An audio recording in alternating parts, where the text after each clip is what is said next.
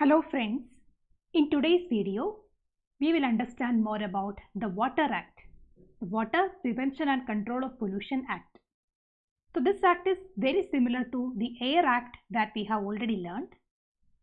The Water Act was enacted with the objective of prevention and control of water pollution in India. So the main aim of the act is maintaining and restoring the wholesome nature of water. And for achieving this purpose of prevention of water pollution, the Act provides for the establishment of boards, central and state boards. And this Act also gives the boards certain powers to enable them to carry out the purposes of the Act.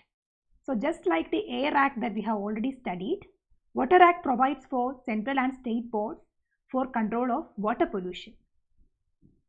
Now, what are the objectives of this Act? The first objective is obviously to provide for the prevention and control of water pollution and maintaining or restoring the wholesomeness of water. The second objective is to establish these boards, central and state boards. And the third objective is to provide these boards certain powers and functions for protecting water, preventing water pollution. The salient features of the Act are as follows. So this Act defines water pollution as means of contamination of water or alteration of the physical, chemical or biological properties of water. Similar to the Air Act, which defines pollution, the air pollution and air pollutants, the Water Act defines water pollution. And this Act established the central and state boards for prevention and control of water pollution and sets out certain directives for their activities. Now let us look into the functions of the central board. So these functions are very similar to the functions of the central board for preventing air pollution. So the main function of the central board for water pollution is to promote cleanliness of streams and wells in different areas of the states. And its other functions include, this board will advise the central government in matters relating to water pollution. This board will try to coordinate the activities of state boards. Then they will collect, compile and publish technical and statistical data relating to water pollution. Then they provide technical assistance and guidance to the state boards. They also plan and cause to be executed a nationwide program for controlling water pollution. So these are the different functions of the central board.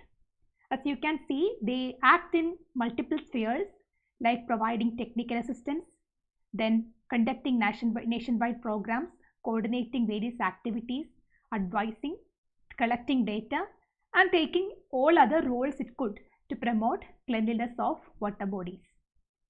So these are the broad areas or trusts where the central board is acting to prevent and control air pollution.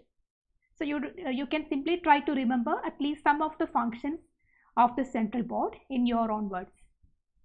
Now moving on, the state board will be acting at the state level. At each state we will have a state board for preventing water pollution and they will try to implement the same functions at the state level. So we can see the state boards will try to plan a comprehensive program for the prevention and control of water pollution at the state level, and they will advise the state government. The central board will advise the central government and the state board will advise the state government. So they will also collect and process the information relating to water pollution at the state level, and they will try to conduct and participate in investigations and research.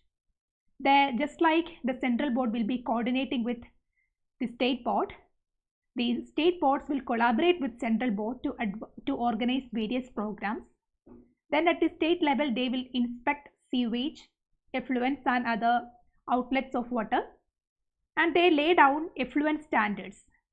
How much amount of pollutant can be contained in certain effluents from the industries or in sewage water. All these are laid down by the state board.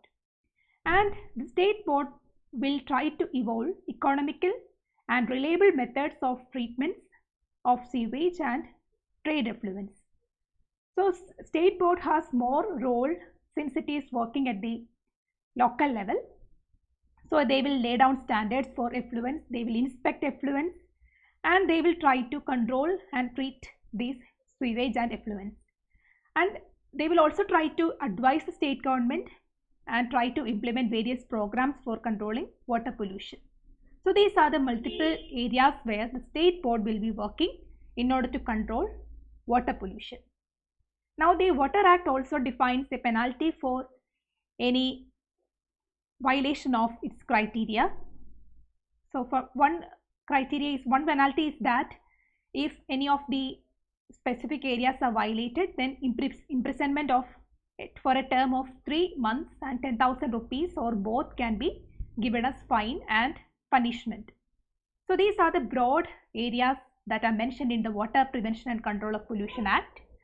So we have seen the main focal point of this act is preventing water pollution. Then for that purpose, this act established central and state boards and gives them a lot of roles and functions. Finally, the act also defines a penalty for making water pollution. So I hope this act is clear for you. Thank you.